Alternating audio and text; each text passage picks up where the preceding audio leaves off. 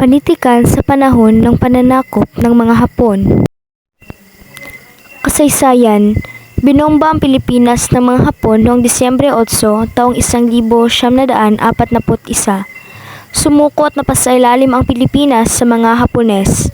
Sa pagdating ng mga Hapones sa ating bansa, dala nila ang kanilang propaganda ng mga Hapon ang dumating sa Pilipinas bilang kapatid na nagpapalaya sa mga Pilipino. Mga panitikan na dinala ng mga Hapon sa Pilipinas. Maikling kwento, dula at nobela. Maikling kwento. Ang maikling katha o maikling kwento ay isa sa mga anyo ng panitikan. Ito ay maiksing salaysay na naglalarawan ng isang kwentong may mahalagang pangyayari. Tatlong pinakamahusay na kwento sa panahon ng Hapon. Lupang tinubuan ni Narciso J. Reyes, Uhaw ang tigang na lupa ni Liwayway Arceo, Lungsod Ngayon at Dagat-Dagata ni Nestor Vicente Madali Gonzales. Dula. Ang dula ay isang uri ng sining na naglalahad ng kwento sa pamamagitan ng pagganap ng mga tauhan sa entablado gamit ang dialogo, kilos at galaw upang maipahayag ang damdamin, kaisipan at karanasan ng tao. Layunin nitong magturo, magbigay aliw at magmulat sa mga manonood tungkol sa iba't ibang aspeto ng buhay. Mga dulang nasa wikang Filipino. Paanong Kuwago o The Owl's Claw. Adaptasyon ni Francisco Soc Rodrigo mula sa The Monkey's Paw ni W. W. Jacob. Sino ba kayo o Who Are You? Isang yugtong dula sa panunulat ni Julian Balmaceda sa Ingles at isinalin sa Tagalog ni Francisco Soc Rodrigo sa direksyon ni Narciso Pimentel Jr., ang asawa ng abogado. Isang adaptasyon ng orihinal na dula ni F. Leongson sa Espanyol at isinalin sa Tagalog. Nobela.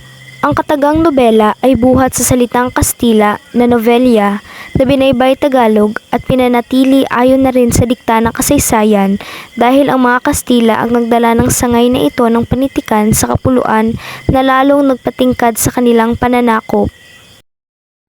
Mga halimbawa ng nobela. Luha ng Buhaya ni Amado V. Hernandez. Tatlong Mari ni Jose Esperanza Cruz. Sa Lundo ng Pangarap ni Gervasio Santiago. Lumubog ang Bituin ni Isidro Castillo. Ibong Mandaragat ni Amado V. Hernandez at Daluyong ni Lazaro Francisco.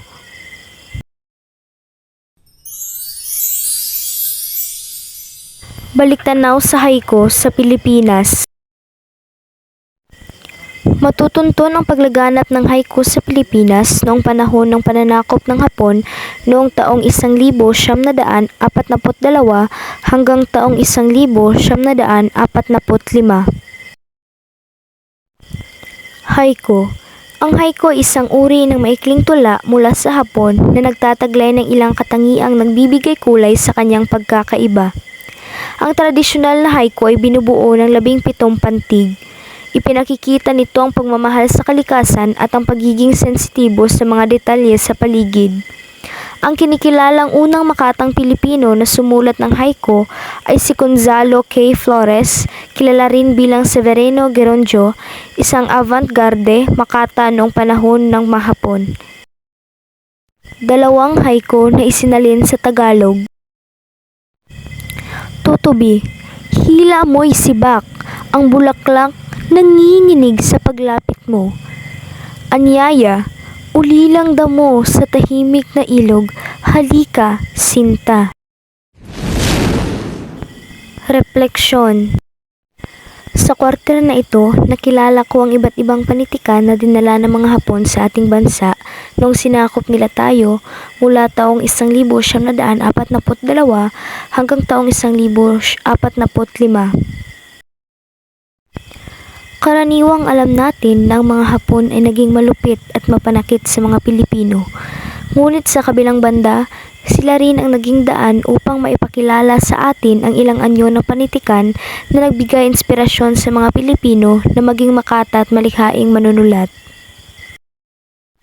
Bukod sa maikling kwento, dula at nobela, may isa pang panitikan na kanilang ipinakilala, ang haiku.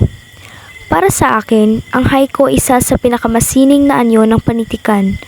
Bakit? Sapagkat sa haiku, maaari mong mailahad ang iyong pananaw at damdamin sa pamamagitan ng maikli ngunit makabuluhang pagsulat. Sa 3 linya lamang na may tiyak na bilang ng pantig na ipapahayag ang malalim na emosyon, pagmumuni-muni at pagmamasid sa kalikasan o sa buhay ng tao. Lahat tayo ay nakararanas ng lungkot, pangungulila at iba't ibang hamon sa buhay. Sa katunayan, marami na ring buhay ang nawala dahil sa matinding kalungkutan at depresyon. Sa mga nakikita natin sa social media, may mga taong nagpapakamatay dahil wala silang mapagsabihan o mapagkwentuhan ng kanilang nararamdaman. Sa aking pag-iisip, naalala ko na maaari namang mailahad ang ating saloobin sa pamamagitan ng pagsusulat. Ang haiku, halimbawa, ay nagiging ligtas na espasyo kung saan maaaring ilabas ang damdamin ng walang panghuhusga mula sa iba. Sa ganitong paraan, ang panitikan ay nagiging kaagapay sa paghilom ng damdamin at sa pag-unawa sa sarili. Bukod sa panitikan, marami ring kultura ang naipasa ng mga Hapon sa mga Pilipino. Isa na rito ang kanilang pagkain, gaya ng sushi, ramen at tempura na hanggang ngayon ay patuloy na tinatangkilik ng mga Pilipino. Ang kanilang kaugalian, tulad ng pagpapahalaga sa disiplina, respeto at pagiging masinop, ay nakatulong din upang magkaroon ng bagong pananaw ang mga Pilipino sa pamumuhay. Ang mga kaugaliang ito ay nakikita pa rin sa ating lipunan, lalo na sa mga kabataang natututo ng kahalagahan ng respeto at pagkakaisa. Sa kabuuan, maraming aral at sining ang dinala ng mga Hapon sa Pilipinas. Subalit, madalas ay hindi natin ito nabibigyan ng sapat na pagpapahalaga sapagkat ang kalupitan at kasamaan lamang ang ating naaalala. Kung susuriin natin ng mas malalim, makikita natin na sa kabila ng hirap at sakit na dulot ng pananakop, may mga bagay din silang iniwan na nakatulong sa paghubog ng ating kultura at panitikan. Ang haiku, halimbawa, ay patunay na kahit sa gitna ng kaguluhan, maaaring umusbong ang sining na nabibigay pag-asa at kagandahan sa buhay.